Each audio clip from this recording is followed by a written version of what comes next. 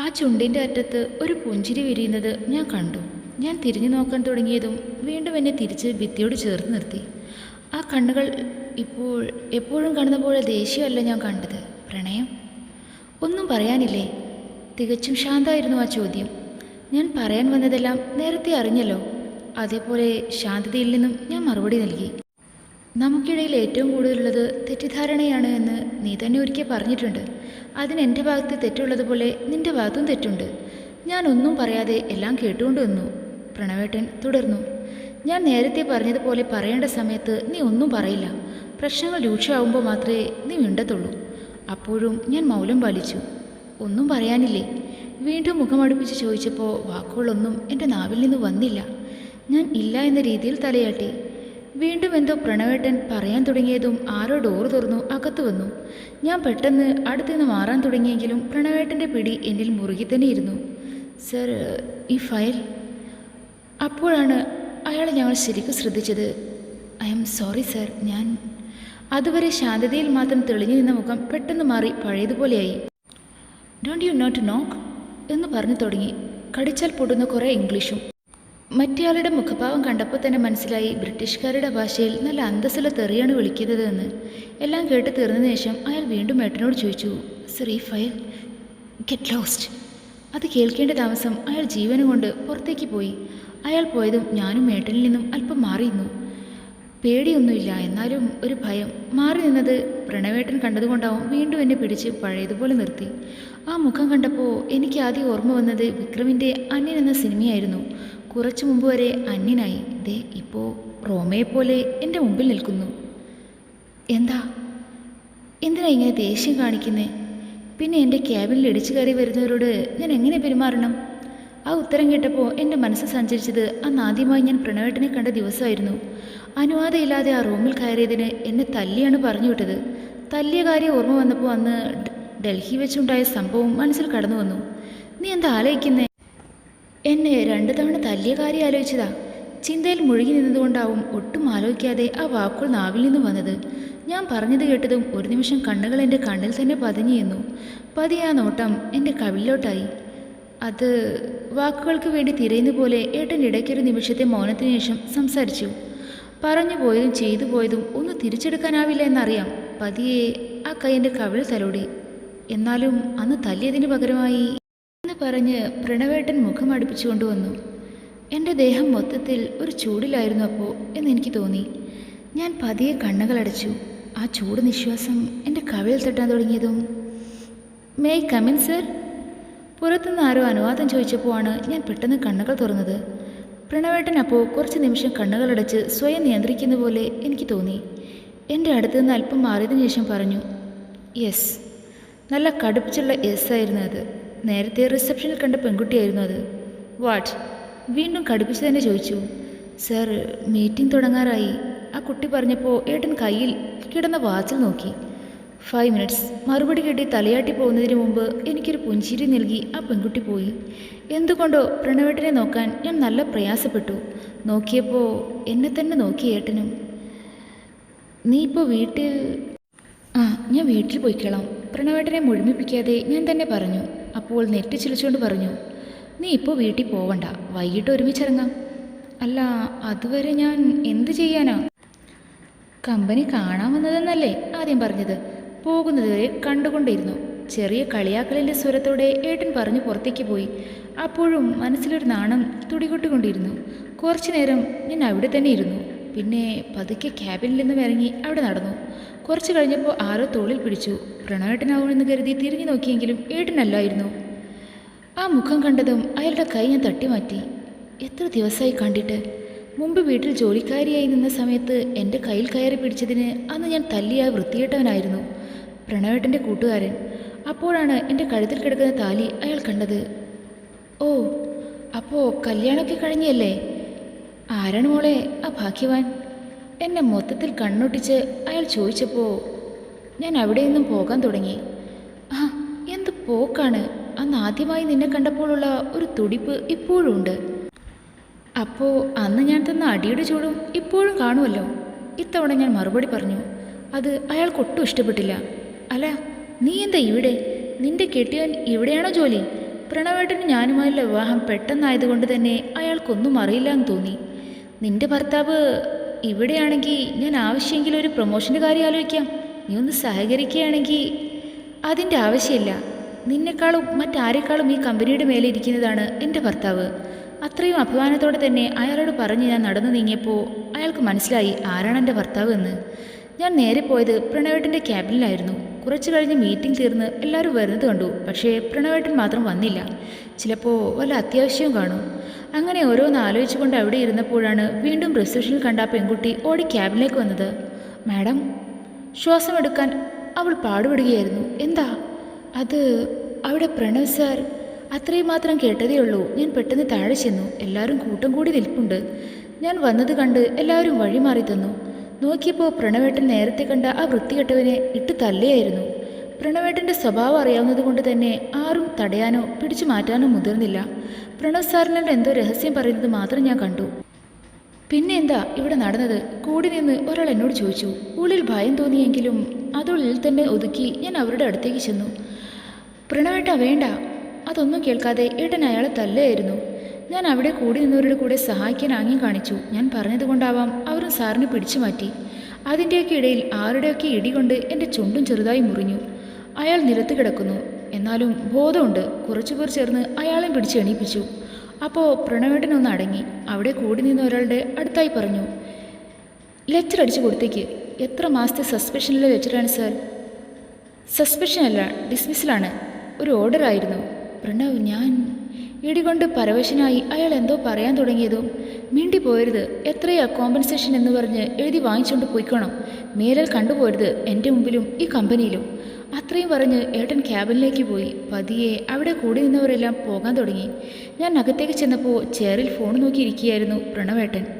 എന്നെ ഒരു നിമിഷം നോക്കിയതിനു ശേഷം വീണ്ടും ശ്രദ്ധ ഫോണിൽ തിരിച്ചു. അപ്പോഴാണ് പ്രണവേട്ടൻ്റെ കൈമുറിഞ്ഞിരിക്കുന്നത് ഞാൻ കണ്ടത്. ഞാൻ അവിടെ ഒന്ന് കണ്ണോടിച്ചപ്പോൾ സൈഡിൽ ഫസ്റ്റ് എയ്ഡ് ബോക്സ് കണ്ടു. ഞാൻ അടുത്ത് വന്നിരുന്നപ്പോൾ വീണ്ടും എന്നെ നോക്കിയിരുന്നതല്ലാതെ ഒന്നും പറഞ്ഞില്ല. ഞാനും ഒന്നും പറയാതെ കയ്യിൽ നിന്നും ഫോൺ വാങ്ങി സൈഡിൽ വച്ചതിന് ശേഷം കയ്യിൽ മരുന്ന് വെച്ച് കൊടുക്കാൻ തുടങ്ങി. അപ്പോഴും നമുക്കിടയിൽ മൗനം മാത്രം. എന്തിനാ അയാളെ അടിച്ചത്? മൗനത്തിന് വിരാമിട്ടുകൊണ്ട് ഞാൻ സംസാരിച്ചു തുടങ്ങി. കാരണമുണ്ടായിട്ട് മറുപടിയും വന്നു. അങ്ങനെ വല്ല കാരണമുണ്ടെങ്കിൽ ഇങ്ങനെ എല്ലാവരുടെയും മുമ്പിൽ വെച്ച് തല്ലാണോ? എൻ്റെ ഭാര്യയെ ഒരു രാത്രിക്ക് ചോദിച്ചവന് പിന്നെ ഞാൻ എല്ലാവരുടെയും മുമ്പിൽ വെച്ച് പൂജിക്കണമായിരുന്നോ? എഴുന്നേറ്റ് എന്നോട് പറഞ്ഞപ്പോൾ അറിയാതെങ്കിലും ഒരു സന്തോഷം തോന്നി. അപ്പോൾ എനിക്ക് ഉറപ്പായി ഞാൻ ആ മനസ്സിലുണ്ട് എന്ന്. എങ്കിലും എന്നെ മുമ്പ് വിഷമിച്ചിട്ടുള്ളത് കൊണ്ട് തന്നെ ആ സന്തോഷം ഉള്ളിലൊതുക്കി ഒരു ഭാവമില്ലാതെ ഞാനും എഴുന്നേറ്റ് സംസാരിച്ചു. അയാൾ ഇതിനു മുമ്പും എന്നോട് മോശമായി പെരുമാറിയിട്ടുണ്ട്. അതും വീട്ടിൽ വെച്ച് തന്നെ. അന്ന് എൻ്റെ ഭാഗത്താണ് തെറ്റിയെന്ന് പറഞ്ഞ് പ്രണവേട്ടൻ തന്നെയാണ് അയാൾക്ക് സപ്പോർട്ടായി നിന്നത്. അന്നത്തെ പോലെയാണോ എനിക്ക് നീ ഇപ്പോൾ? അല്ലേ? ഞാൻ മനഃപൂർവ്വം തന്നെ അങ്ങനെ പറഞ്ഞു. പ്രണവേട്ടൻ മറുപടിയൊന്നും പറയാതെ എൻ്റെ മുഖത്ത് തന്നെ നോക്കി നിന്നു. പറയേണ്ട സമയത്ത് പറയണമെന്ന് ആരോ എന്നോട് പറഞ്ഞിട്ടുണ്ട്. പറയാതെ മനസ്സിലാക്കേണ്ട ചിലതുണ്ട് എന്നും ആരോ എന്നോട് പറഞ്ഞിട്ടുണ്ട്. എന്തൊക്കെയോ രണ്ടുപേരുടെയും മനസ്സിൽ വിരിയുമ്പോഴും പരസ്പരം നോക്കി ആദ്യമായി ചിരിച്ചുകൊണ്ട് ഞങ്ങൾ മുഖാമുഖം നിന്നു. വൈകിട്ടായപ്പോൾ പ്രണവേട്ടൻ പറഞ്ഞതുപോലെ ഞങ്ങൾ ഒരുമിച്ച് തന്നെ അവിടെ നിന്ന് ഇറങ്ങി. പോകുന്നതിന് മുമ്പ് നാളത്തെ കാര്യങ്ങളെല്ലാം അവരോട് സംസാരിക്കുമ്പോഴും ഓരോ നിർദ്ദേശങ്ങൾ കൊടുക്കുമ്പോഴും പതിവ് ഭാവം തന്നെയാണ് ആ മുഖത്ത്. അത് ഒരിക്കലും മാറില്ല. വീട്ടിലെത്തി അകത്ത് കയറിയപ്പോൾ ഹാളിൽ തന്നെ അച്ഛനും അമ്മയും ഉണ്ടായിരുന്നു. ഞങ്ങൾ അവരുടെയും അടുത്തേക്ക് ചെന്നപ്പോൾ അച്ഛനും അമ്മയും മുഖം കൊണ്ട് ആംഗ്യം കാണിക്കുന്നുണ്ടായിരുന്നു.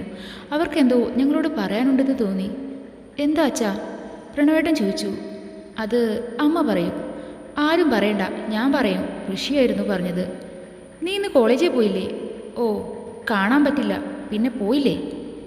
ആരെ കാണാൻ പറ്റില്ല എന്ന് പ്രണവേട്ടൻ ചോദിച്ചപ്പോൾ അവൻ കിടന്ന് പരുങ്ങാൻ തുടങ്ങി. സോദിയെ കണ്ടു കാണില്ല. അതൊക്കെ വീട്. ഇപ്പോൾ അതല്ല ഇവിടെ പറയാൻ വന്നത്. ഞാനും പ്രണവേട്ടനും അവൻ്റെ മുഖത്ത് നോക്കി. രണ്ടുപേർക്കും അവരുടെ പേരക്കുട്ടിയെ താലോലിക്കാൻ ഒരു മോഹം. അതിനിപ്പോൾ 5-6 മാസം കഴിഞ്ഞാൽ പ്രവീൺ ചേട്ടൻ്റെ കുഞ്ഞ് വരുമല്ലോ. ഞങ്ങൾ പ്രവീണിൻ്റെ മാത്രമല്ല നിൻ്റെ കുഞ്ഞിനെ താലോലിക്കാനും ആഗ്രഹം കാണാതെ ഇരിക്കുമോ? അമ്മ അത് പറഞ്ഞപ്പോൾ ഞങ്ങൾ രണ്ടുപേരും ഒരുമാതിരിയായി നിന്നു. പാവം, വയസ്സായവരുടെ ആഗ്രഹമല്ലേ, സാധിച്ചു കൊടുത്തൂടെ ചേട്ടാ? അവൻ വന്ന് ഏട്ടൻ്റെ ചെവിയിൽ പറഞ്ഞു. തിരിച്ചവൻ്റെ വയറ്റിൽ ഒരു കുത്തും കൊടുത്തു. പിന്നെ ഋഷി വീണ്ടും എന്തോ പറയാൻ തുടങ്ങിയതും അവൻ്റെ ശ്രദ്ധ പിന്നിലേക്ക് പോയി. നോക്കിയപ്പോൾ ശാന്ത ചേച്ചിയായിരുന്നു. ചേച്ചിയെ കണ്ടതിൽ അവൻ എന്തിനാ ഇങ്ങനെ നോക്കുന്നേ? അപ്പോഴാണ് ചേച്ചിയുടെ പിന്നിൽ നിൽക്കുന്ന സ്വാതിയെ കണ്ടത്. പക്ഷേ അവളുടെ നെറ്റിയിൽ ചെറിയൊരു ബാൻഡേജും ഉണ്ടായിരുന്നു. ഞാൻ അവളുടെ അടുത്തേക്ക് ചെന്നു. എൻ്റെ പിന്നാലെ എല്ലാവരും. എന്താ സ്വാതി? എങ്ങനെയാ നിന്റെ നെറ്റി പൊട്ടിയത്? അവൾക്ക് ചെറിയ പോറൽ പറ്റുന്ന പോലും എനിക്ക് സഹിക്കില്ല. ഒന്നുമില്ല മോളെ, അവൾ ഒന്ന് വീഴുന്നതാ. ഞാൻ വരുന്ന വഴിക്കാണ് കണ്ടത്. പിന്നെ ഗായത്രി മോളെ കാണണമെന്ന് പറഞ്ഞപ്പോൾ കൂടെ കൂട്ടിയതാണ്. അതെങ്ങനെയാ മാനത്ത് നോക്കിയല്ലേ നടക്കുന്നേ? ഋഷി കളിയാക്കിക്കൊണ്ടാണ് പറഞ്ഞതെങ്കിലും അവൻ്റെ വിഷമം എനിക്ക് കാണാമായിരുന്നു. ചേച്ചിയെ കാണണമെന്ന് തോന്നി, അതാ വന്നത്. ഇനിയും നിന്നാ താമസിക്കും, ഇറങ്ങട്ടെ. എന്തെങ്കിലും കുടിച്ചിട്ട് പോകുമ്പോളെ അമ്മയായിരുന്നു പറഞ്ഞത്. വേണ്ട ആൻറ്റി, താമസിക്കും. അല്ല, ഇനി 2-3 ദിവസം സ്കൂൾ ലീവല്ലേ, ചുമ്മാ ഹോസ്റ്റലിൽ നിൽക്കുന്നതിനാ മോൾ ഇവിടെ നിൽക്ക്. അച്ഛൻ അത് പറഞ്ഞപ്പോൾ അനുകൂലമായി അമ്മയും തലയാട്ടി. അത് വേണ്ട ആൻറ്റി, അതൊക്കെ. ഇനിയൊന്നും പറയണ്ട. ഗായത്രി സ്വാതിയെ കൂട്ടി അകത്തേക്ക് പോകൂ. എനിക്ക് ആഗ്രഹമുണ്ടായിരുന്നു അവളെ എൻ്റെ കൂടെ നിർത്താൻ. അമ്മയെ ഒരു നിമിഷം ഞാൻ നന്ദിപൂർവ്വം നോക്കി. പക്ഷേ എന്നെക്കാളും അമ്മയെ നന്ദിയോടെ നോക്കുന്ന മറ്റൊരാൾ കൂടെ ഉണ്ടായിരുന്നു, ഋഷി. സ്വാതിയെ ശരിക്കും അച്ഛനും അമ്മയ്ക്കും ഇഷ്ടപ്പെട്ടു. അതുകൊണ്ടാവാം അവൾക്ക് മാറ്റിയിടാൻ പ്രിയയുടെ വസ്ത്രങ്ങൾ തന്നെ കൊടുത്തത്. പ്രണവേട്ടനും എതിർപ്പ് പറഞ്ഞില്ല. ലേശം കഞ്ഞിയെടുക്കട്ടെ സ്വാതി, കഴിക്കുന്നതിൻ്റെ ഇടയിൽ ഋഷിയായിരുന്നു പറഞ്ഞത്. അതിന് ഇവിടെ കഞ്ഞിയില്ലല്ലോ. ചോറിൽ വെള്ളമൊഴിച്ചാൽ കഞ്ഞിയാവില്ലേ? അവൻ്റെ ഓരോ സംസാരം കേട്ട് സ്വാതിയും ചിരിച്ചുകൊണ്ട് ആഹാരം കഴിച്ചു. എന്താ മോളെ, തലവേദനയുണ്ടോ? ഇല്ല ചേച്ചി, കുഴപ്പമില്ല. ഗായത്രി, അവൾ ഒറ്റയ്ക്ക് കിടത്തണ്ട. രാത്രി ചിലപ്പോൾ വേദന കൂടിയാലോ.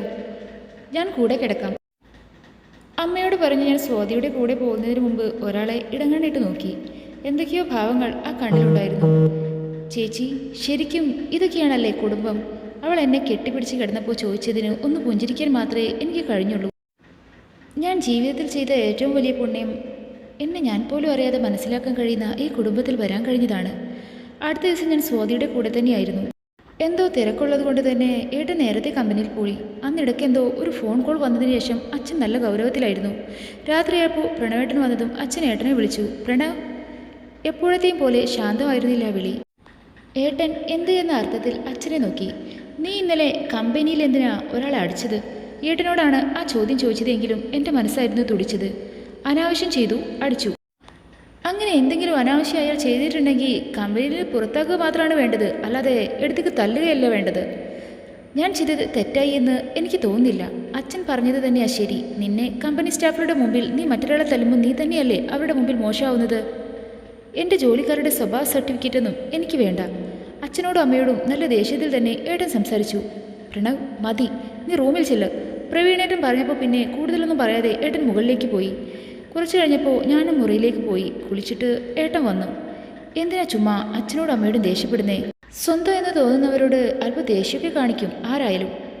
എന്നോടും അതുകൊണ്ടാണോ ദേഷ്യം കാണിക്കുന്നത്? ഞാൻ ചോദിച്ചപ്പോൾ എൻ്റെ അടുത്തേക്ക് വന്നു. മറുപടി ഒന്നും പറഞ്ഞില്ലെങ്കിലും മറുപടി എന്താണ് എന്ന് ഊഹിക്കാവുന്നതേ ഉള്ളൂ. നിന്റെ ചുണ്ടെന്താ ഇങ്ങനെ മുറിഞ്ഞേ? ആ ചോദ്യം ഒട്ടും പ്രതീക്ഷിച്ചിരുന്നില്ല. എപ്പോഴോ ആ കണ്ണുകൾ എൻ്റെ ചുണ്ടിലേക്ക് നോട്ടിയിട്ടു. അത് ഇന്നലെ തല്ലിയപ്പോൾ പിടിച്ചു മാറ്റാൻ വന്നതിൻ്റെ ഇടയിൽ എങ്ങനെയോ ആരുടെ കൈ തട്ടി മുറിഞ്ഞതാ. വീണ്ടും ഒന്നും പറയാതെ നിന്നു. പ്രതീക്ഷിക്കാതെ ചുണ്ടിൽ മുറിഞ്ഞ ഭാഗത്ത് പ്രണവേട്ടൻ തൊട്ടു. കാലുകൾ ഉറച്ചതുപോലെ ഞാൻ നിന്നു. പരസ്പരം ഒന്നും പറയാതെ, എന്നാൽ എന്തൊക്കെയോ പറഞ്ഞ് ഞങ്ങൾ നിന്നപ്പോഴാണ് അമ്മ താഴെ നിന്ന് ഞങ്ങളോട് താഴേക്ക് ചെല്ലാൻ പറഞ്ഞത്. പേരക്കുട്ടികളെയും വേണം, ഒരവസരം തരികയില്ല. ഏട്ടൻ പിറുപിറുത്തുകൊണ്ടാണെങ്കിലും ഞാൻ കേട്ടു. പ്രണവേട്ടന് പിന്നാലെ ഞാനും താഴേക്കിറങ്ങിയപ്പോൾ എല്ലാവരും താഴെ ഉണ്ടായിരുന്നു. ഋഷിയുടെയും പ്രവീണിൻ്റെയും രോഹിണി ചേച്ചിയുടെയും മുഖത്ത് ഒരു ചെറിയ ഭാവവ്യത്യാസം ഞാൻ കണ്ടു.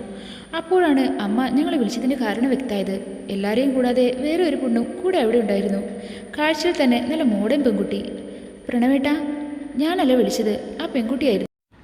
നേരത്തെ അവരുടെ മുഖത്ത് ഉണ്ടായിരുന്നതിൻ്റെ ഇരട്ടി തെളിച്ചായിരുന്നു പ്രണവേട്ടനെ കണ്ടപ്പോൾ. പ്രണവേട്ടൻ്റെ അടുത്ത് വന്ന് അവൾ എന്തൊക്കെയോ പറഞ്ഞുകൊണ്ടേയിരുന്നു. ഇതാരാ പ്രണവേട്ട? എന്നെ ചൂണ്ടി അവൾ ചോദിച്ചു. ഗായത്രി ഏട്ടത്തിയാണ്, പ്രണവ് ചേട്ടൻ്റെ ഭാര്യ. ആ ചോദ്യം കേൾക്കാൻ കാത്തിരുന്ന പോലെയായിരുന്നു ഋഷിയുടെ മറുപടി. അതുവരെ അവരുടെ മുഖത്തുണ്ടായിരുന്ന തെളിച്ചം കുറഞ്ഞു വന്നു. അപ്പോഴാണ് മറ്റൊരു കാര്യം ഞാനും ശ്രദ്ധിക്കുന്നത്. പ്രണവേട്ടൻ്റെ കഴുത്തിലുള്ള അതേപോലത്തെ ആ ചെറിയ ടാറ്റു അവളും അടിച്ചിട്ടുണ്ടായിരുന്നു. പോരാത്തതിന് അവരുടെ ഈ പ്രണവേട്ട എന്നുള്ള വിളി. ഇവളാരാ?